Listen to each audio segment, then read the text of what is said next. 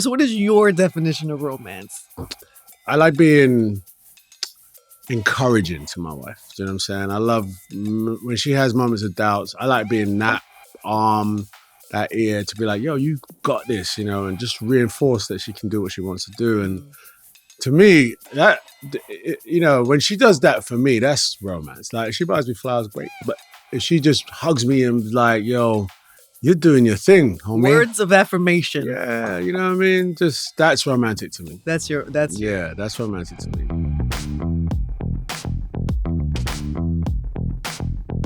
Thanks for watching, guys. Today's episode is brought to you by Boost Mobile. So this episode is going to be a little bit different today. It's not the traditional long-form interview, and I have an amazing guest, somebody who's a friend and a tremendous talent and just an overall lovely human being. Idris Elba will be here. But there's a lot going on in the world. Idris feels it. He shared how he's kind of navigating and staying positive and happy throughout that. We talk about this season of the year. This is like the time of the year, like all the goals we set for ourselves in 2026. Maybe they're not hitting like we thought they would be hitting, or maybe people kind of get off their ritual that they tried to do at the top of the year. So he talks about navigating that and discipline and goals and how we stick to them. But also with Valentine's Day around the corner, it is the season of love. So we're talking about romance and what that means to him and his marriage and his life. So plenty to learn from Idris Elba. He's going to pop in, and then we're going to hit the bowl. We're going to hit the IRL bowl, and we're going to hit a voice note. And by the way, I want to encourage people to check in. If you have any questions or comments, you can always send them to our Instagram page. You DM us at Angie Martinez IRL, and that's how we find you. So without further ado, Idris Elba, what are you doing? Hey, cutaways, baby. What are you doing with cutaways. This? Are you really doing? My camera crew, you know about the cutaways? How are you, man? Looking great. What's going on? Life's. What a time to be alive, though, man. Like, should we just take a moment to take a deep breath and just say, let's do it. Give me this. Set up. Give me the scene. Seriously though, like, what we get to do as, entertainers, entertainment, discussing life, discussing living from a perspective where we get to absorb stuff. When you really think about this time of where we are, what's happening in the world and what we are absorbing, man, I have to sit down and sometimes be like, I'm just so lucky to be here and witness what we're seeing. You know what I mean? To live through it, to be able to wake up in the morning and be like, wow, I survived another day, because the world people are not surviving. It's in a crazy state. How do you manage that?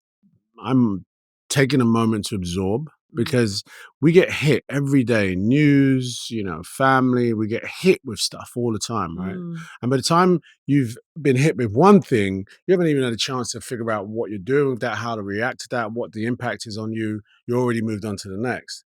What I have to do, and I have to do it, is absorb. I have to sit still for a second and be like, whoa. I'm an only child, so I'm used to sitting quietly because you just had no choice, right? And if I don't do that, I get overwhelmed. I get very overwhelmed. Yeah. And honestly, like, just the news cycle. Good news does not sell. I know. All we hear Why don't is you bad start news. a good news network?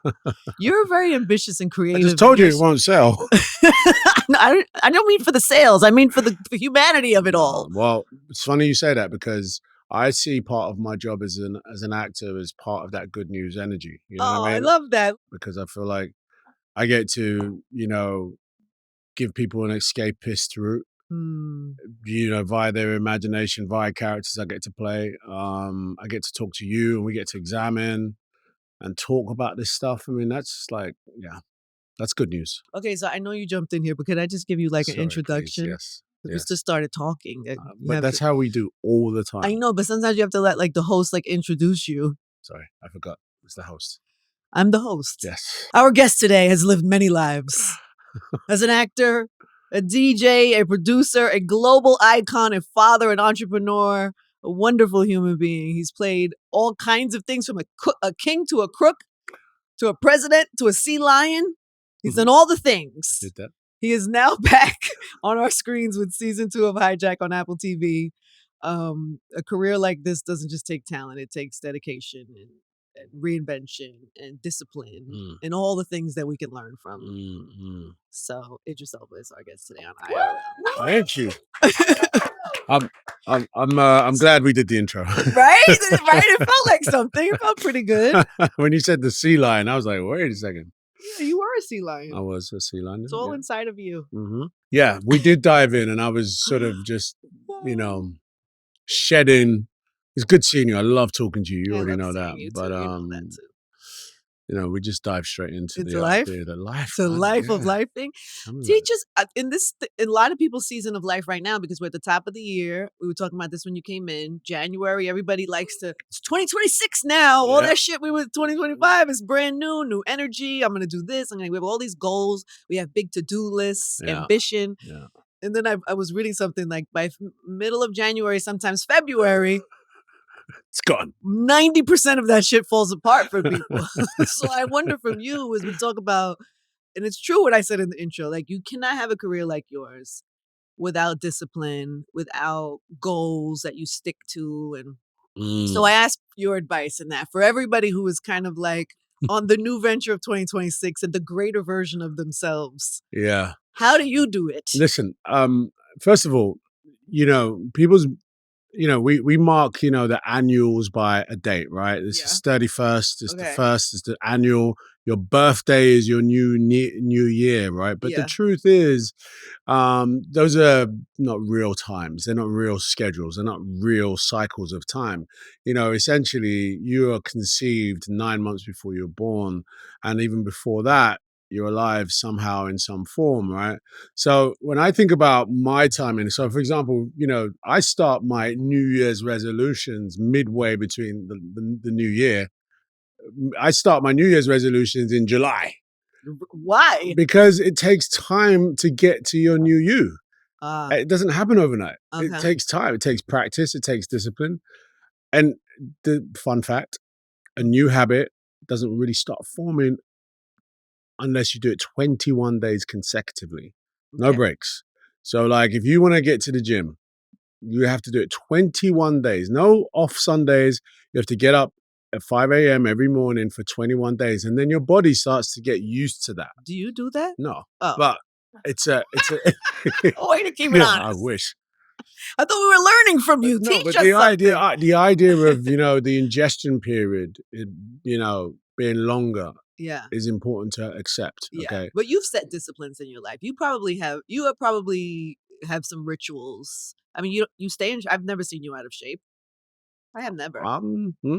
Really? I wear baggy clothes now. You know what I'm saying? Stop. No, but you take care of yourself. Yes. You're disciplined about that, about taking care of I think yourself. partly is that I was a kid that had eczema, asthma. I was in and out of hospital when I was 5, 6, 7, And my parents were very strict on what I ate. Anything that would trigger me getting sick was sort of indoctrinated into me really early. So if I'm really honest, a lot of it's to do with my discipline on the diet because I don't want to get ill. And maybe I overkill. Also, I think my career is super demanding, you know what I'm saying? Like I sort of live between someone that uses their brain and someone that uses their bodies.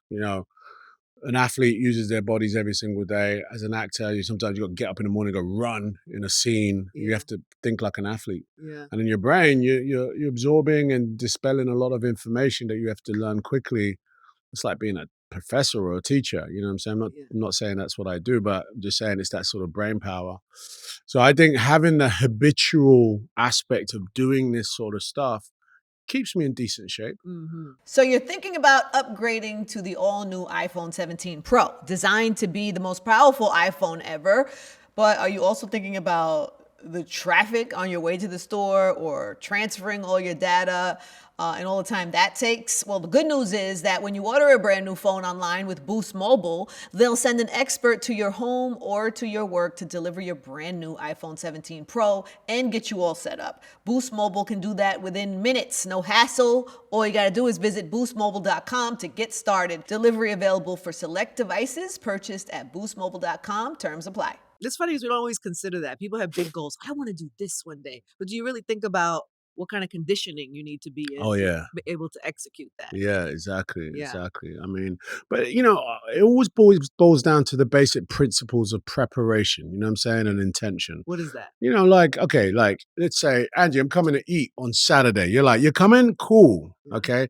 I've said it, but between now and Saturday, there's a few things that you're gonna have to do. Okay. See what I did there, everyone? You know what I'm saying? This is how you do it. You set it up. But you're going to prepare. You're going to think about the menu. You're going to think about the money you have to spend on that. There's all these variables that you prepare you for that meal. Yeah. It's the same in life, in my opinion. You know what I'm saying? Like, people can do anything they want to do, but did they go and do the shopping list? Did they check out the ingredients? Do they know how they're going to cook this? How long? What time's everyone eating? How many food? That sort of level of thinking is what you have to apply to everything. Yeah. I mean, you do it when you're prepping a show. Yeah. You got everyone here. You're like, okay, this is what I need to achieve. Yeah. You already cut the edit in your head before you're here. You know it. You know I what I mean? do that. Yeah. That's so I know you funny. do. Even when you came in, I was like, I'll put the intro first and then I'll move that other part back over there. I already do it. I already told you you're going to be a good director. That's so funny. Thank you for believing me. I just tried it for my first time. Yes, I know. I had it kicked my ass real bad. I know.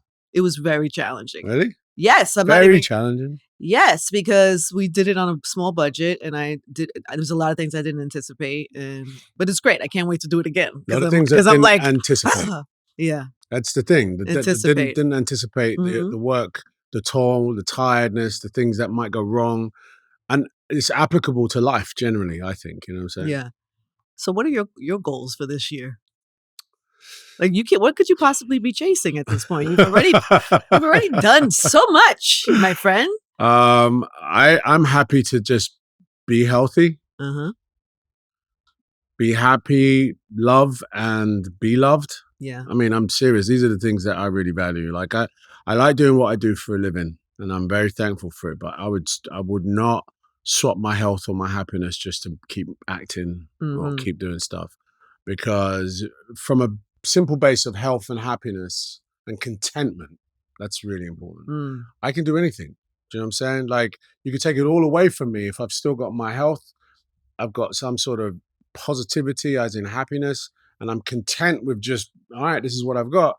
I can go out and make another $100. Do you know what I mean? But if I don't have those three or version of, I don't think I can do any of that. You can't do that. Yeah. So I'm not really chasing anything special. I'm just, I'm blessed, man. I'm lucky. I'm so lucky. And I get to do it again. Yeah. I have an in real life bowl brought to you by Walden University.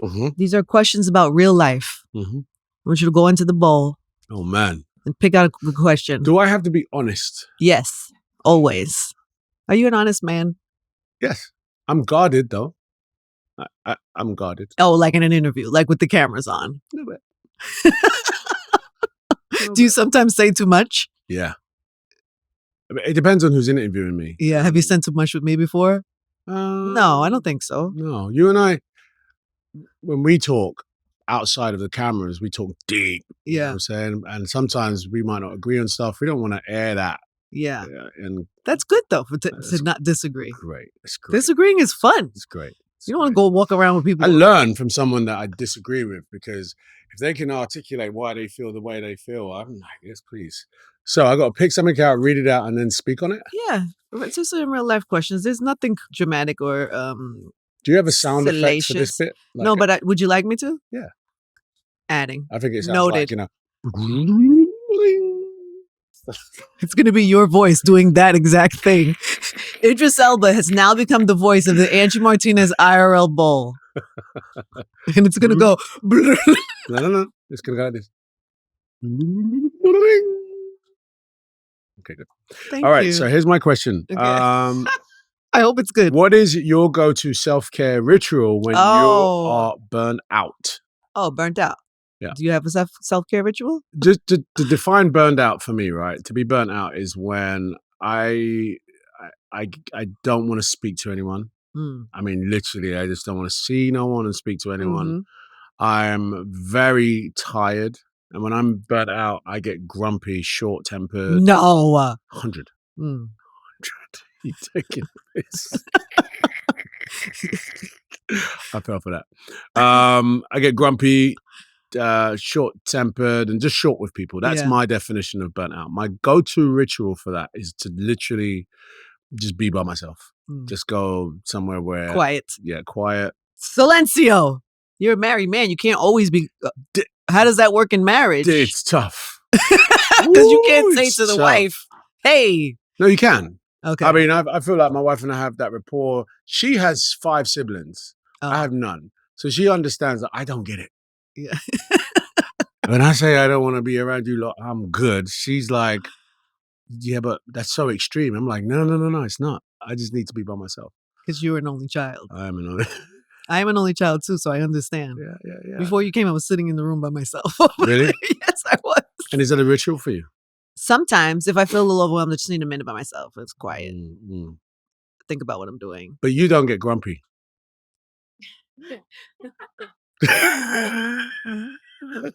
Touche. Oh, I'm saying. Anyway, so thanks for coming by.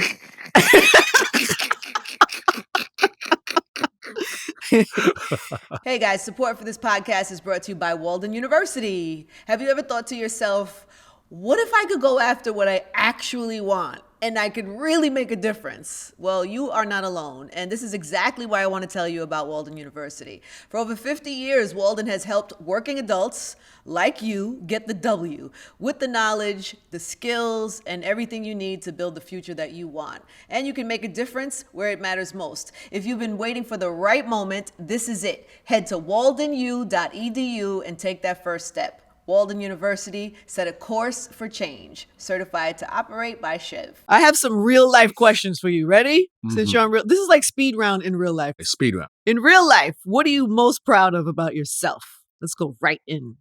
Damn. Yeah.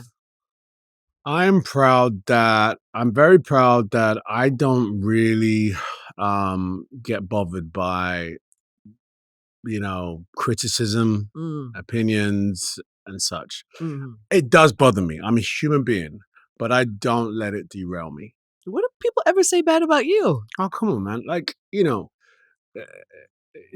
I can be fatiguing to people because I'm always trying to overachieve. That can be annoying to people, 100%. Yeah. I'm a positive person. Like, I'll always look on the bright side, and that can be annoying to some people. Yeah. I'm a British actor that made it in America. That is annoying to some people. That is annoying to some people. Recently, though. Really? Yeah. Man. When they didn't know, they didn't know. They didn't know. We never would have thought Stringer Bell had an English accent. Here's the thing. I always say it really this. confused us. My granddad. We got over it by now, no? Okay. Well, I don't think, no. There's a big cultural divide at the moment, which is a bit painful to watch. But my granddad is American, Kansas City. So, suck it. You've been waiting to say that all day, 100%. Haven't you? 100%. It's very hard to do in real life questions in a fast round, but I'm going to do it again. In real life, what is your guilty pleasure, Idris Elba? Damn.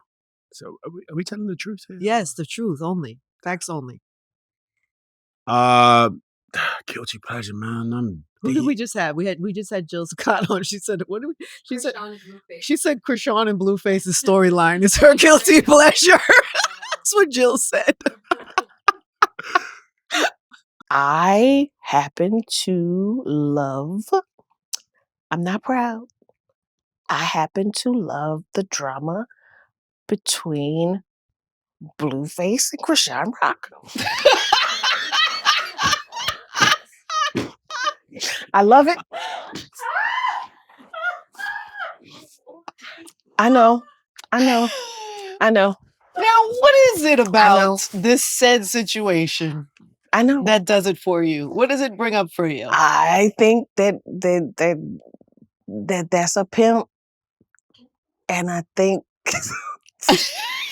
that's a pimp, and I think that she got caught up with a pimp. Guilty pleasure. Okay, I'm just gonna be honest. Like, I'll be watching those Nigerian comedy skits. Yeah. Where the skinny guy, is always after the girl with the big hips. And he's trying to wash outside and she's just running the garden. And then his wife comes along and he's doing something else. And they always do these sound effects. Oh, Jesus. Yo, I'd be bossing up. That's I pretty spent good. way too much time. I have doing not that gone stuff. down that rabbit hole. Oh yeah, it's a rabbit hole. Nigerian humor is very funny to me. I'm gonna do that. What is in real life? What is a habit that you have this goes in theme with our resolutions and discipline? What is a habit that you are proud of, and a habit that you are currently trying to break? You have any bad habits? The bad habit that I'm really trying to break is that I go to bed way too late and I get just not enough sleep. Yeah. Like I will be up until 1 or 2 in the morning knowing I have to get up at 5. You have the Aura ring on, doesn't it tell you? Yeah, I got this for Christmas and I'm starting to learn some shit. I'm starting to learn. I'm like, work on your sleep. REM. Wow, I didn't get that much. Like I'm really getting into that. Good for you. But that's a habit I'm definitely trying to break. I'm a night owl. I don't really love getting up early, but I can't go to bed early. Have you conquered any recently? Habits? New habits? Any good new habits? Good new habits. I'm being disciplined around not losing my temper, getting grumpy. This is really a theme. It is. I find that I suppress that urge to be like, shut the fuck up, man, all the time. I suppress it. Yeah. Because I get irritable. And I'm better at it now. It's come up a couple times today. I feel like this is something you're really battling. Well, you know what I mean? Like, I don't want to say it's like a relationship thing or anything, but I just find myself that as the older you get, not the smartest person in the room, but you've just been there. And when someone hasn't been there and they're giving you advice, it's just like, man, listen, shut up. and Are you going to be a grumpy old man when you get older, do you think?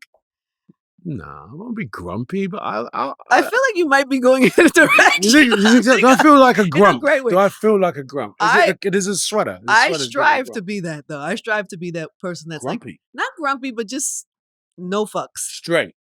All the way. Yeah. I want that. No fucks. Yeah. I think that's a healthy place to be. Right? I think in a world where everyone's bullshitting each other, be straight as a die. And also, I think once you get to a certain age, you kind of earn that right.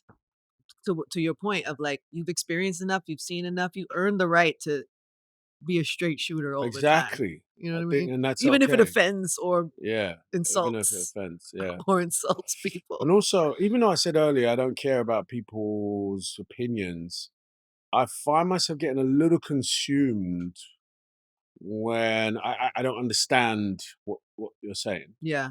Like, come on, break it down for me. What? And only to want to tell you to shut up. Shut up. What about in work? What about in challenges? Do you still get that feeling of like wanting something to perform well, needing something to perform well? Anxiety of how something's going to be received. Even is season 2 going to be received like season 1? Like, do you have that type of pressure? Yeah, definitely. I'm always calibrating and figuring out, is what I work so hard for going to be received? What are the steps towards that? Some of it is out of my hands. I put a film up, Hijack 2's coming. I don't know if it's going to do as well as the first. I did the work, but I don't know how it's going to perform. Now, you can get bogged down with the minutiae of trying to be in the weeds. I find that very dangerous, especially when I'm an executive producer on the show and an actor. So it's a bit of a weird place to be when you're trying to make sure that the health of the distribution of the show is done well to your taste. Oftentimes it's out of my hands. You know what I'm saying? So I do find myself doing that. But I think you should always, having good output is impressive. Everybody's impressed when someone dresses up nice or really good at what they do. Everyone's impressed by that. And actually it's good. It's good that the world values their output. You know what I'm saying? It's good. Yeah. So I don't feel bad about that pressure, but yeah. But you do put the pressure on yourself. I do. I'd imagine. I do. And I don't do it in a way that is about, performative. I just want to be consistent. Yeah. You know what I'm saying? Like I don't like doing things that, why did you do that? It wasn't that great. Why did you do it? I hate that. Yeah. You know what I'm saying? You would have to be that to have this type of I think anybody who has like the longevity that you've had and be able to have a career, you have to shoot for greatness all the time, right? Yeah. You're never shooting to be average or basic or for something to be okay. I just assume that this is my last job. I might not work again. Really? Yeah. Still. Is that crazy? It is crazy. Yeah. I mean, yeah. You have that fear and that fire still? You got to remember, I was 29, 30 when I got the Wire. Mm-hmm. You know what I mean? So for 30 years, I was broke and not hitting, that output. Mm-hmm. And so, I'm 53 now, and, I feel like I'm just getting into my stride. I don't want to let it go. I still have that mentality of like, not wanting to let it go. Today's show is brought to you by our presenting sponsor, Hard Rock Bet, Florida's sports book. Listen, even if you're not the biggest football fan in the world, you are still tuning in, and maybe you want to get in on the action too. I know I do. If you haven't signed up with Hard Rock Bet yet, there's never been a better time. New signups can double their winnings on their first 10 bets, maximum $50. Plus, you won't want to miss Hard Rock Bet's $7 million big game bonus party.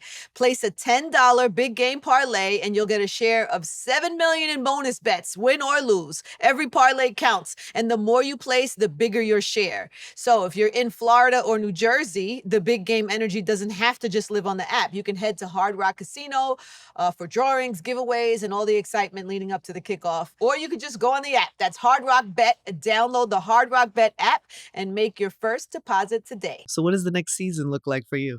Not of the show, but of your life. I'm trying to, diversify. I do a lot of different things. I'm trying to diversify my talent. So right now, my day job is being an actor. I do direct, I write, but I want to just spread that out a little bit further. I don't want to have to be in front of the camera all the time. Be a director, if you didn't notice. I see what's happening here. I feel like that's a part of the next stage, is sort of taking that. You're so good at it, though. But okay. I love directing. It's like, you get to sit in the seat that talks to everybody as opposed to the seat that everyone talks to you as the actor. You know what I'm saying? So more behind the scenes that way. More behind the scenes. I'm doing quite a bit of work with Elba Hope and the charity work, which has been amazing because I'm in sectors that have nothing to do with entertainment, but I have real life, implications, real life outcomes, especially where in Africa, in Sierra Leone, in Ghana, where the things I'm working for are impacting lives. There's a young generation over there who have never been to a cinema. I can build a cinema. I can build things like this. Is that what you're doing there? I'm trying to, yeah. Oh, wow. That's beautiful. Yeah. What about love? Valentine's Day is upon us. Is it? Idris. What? Yes. That's why I wore this red sweater. Do you have a Valentine's Day for all the lovely? We have a very high, a lot of women, a high women demographic on the IRL podcast. Hey, ladies. What's happening?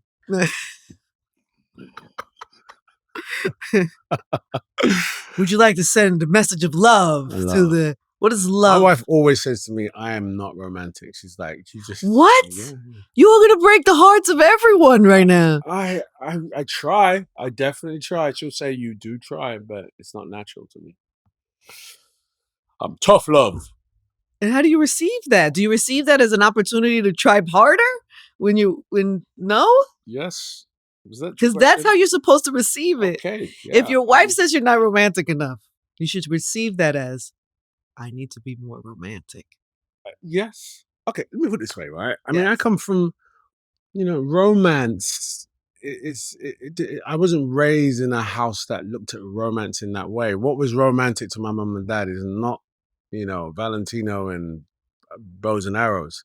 It was like my dad coming home with, food to cook for my mom. My mom would be like, wow, you got the good meat from the market. Great, that's so romantic. That was romance? A piece of meat? Well, putting food on the table and, it's going to be a good Friday because we're going to eat good. That's romantic. So what is your definition of romance?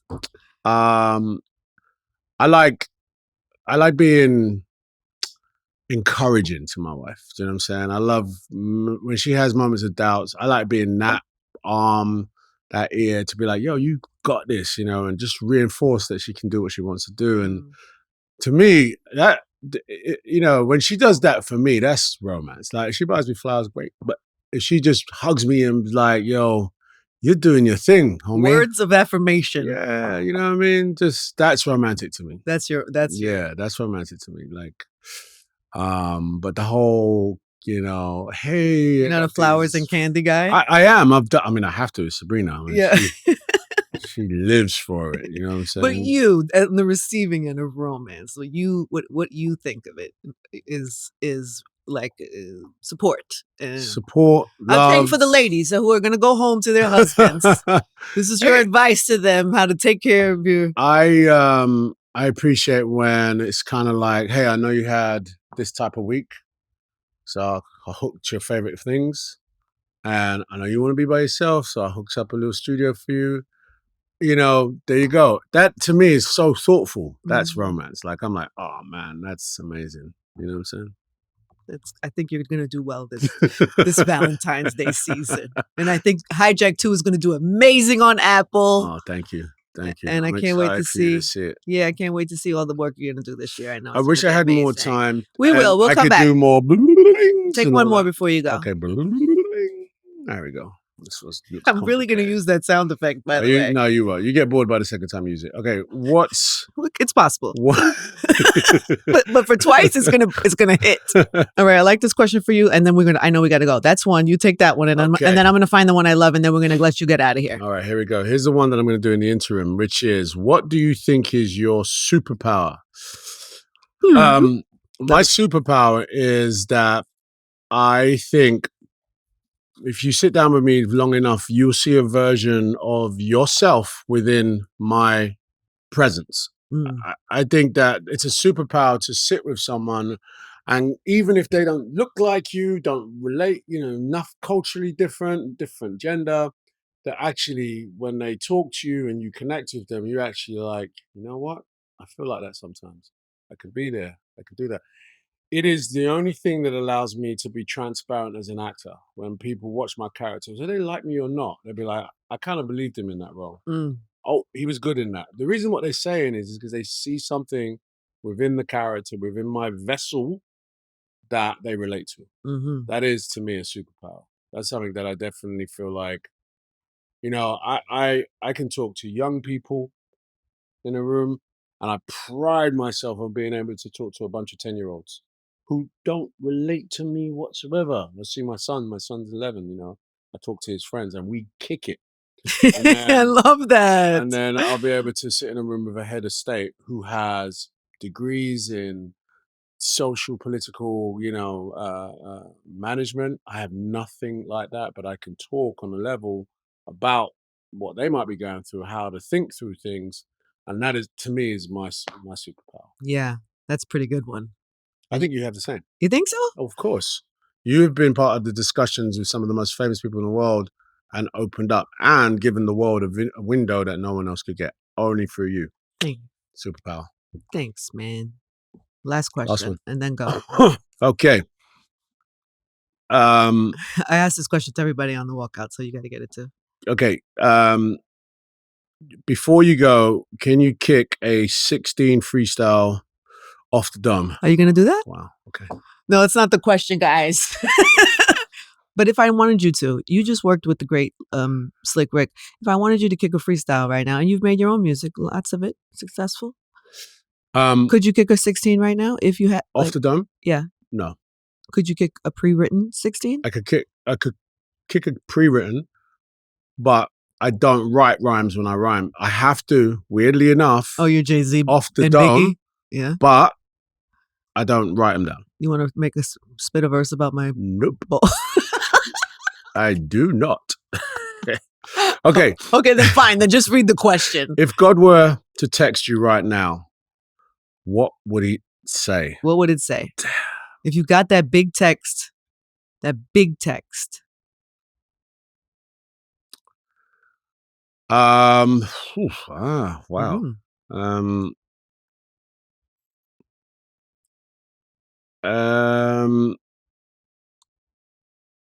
I think he would say something like, or she would say something like, it's okay, go ahead, close your eyes and just let it out.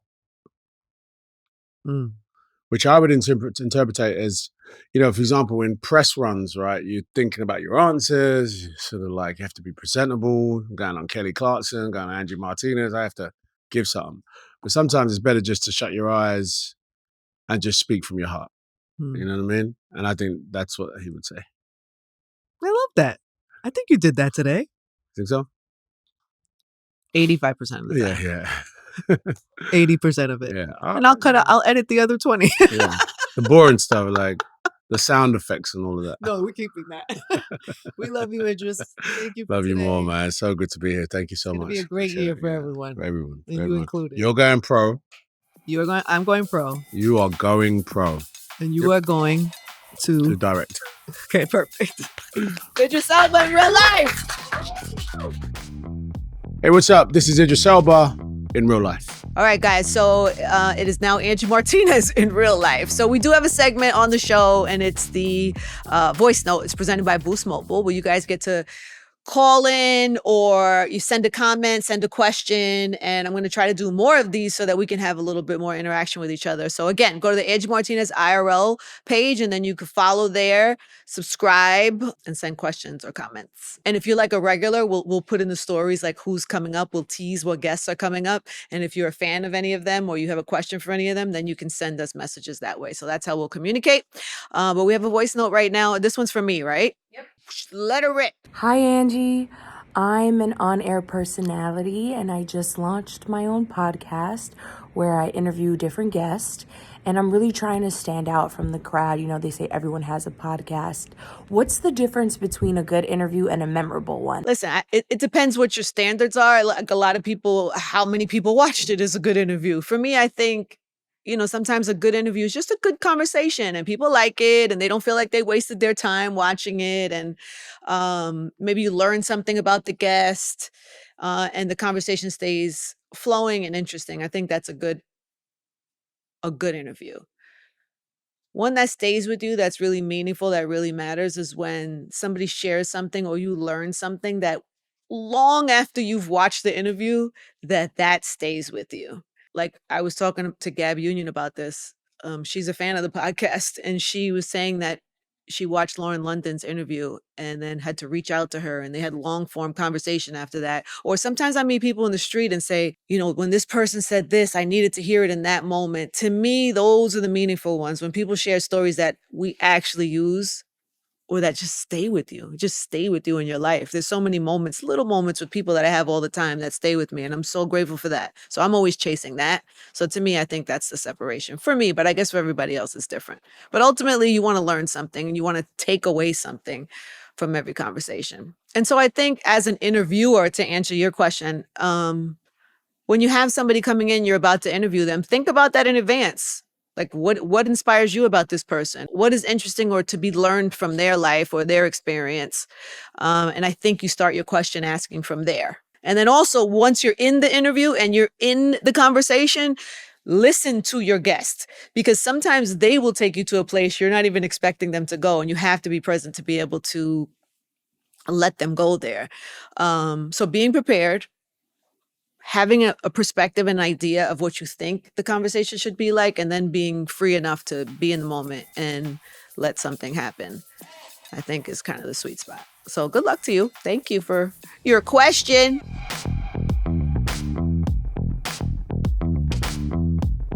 Hey guys, thanks for watching. Make sure you subscribe, like, comment, and check out all of the other episodes we have on Angie Martinez IRL podcast.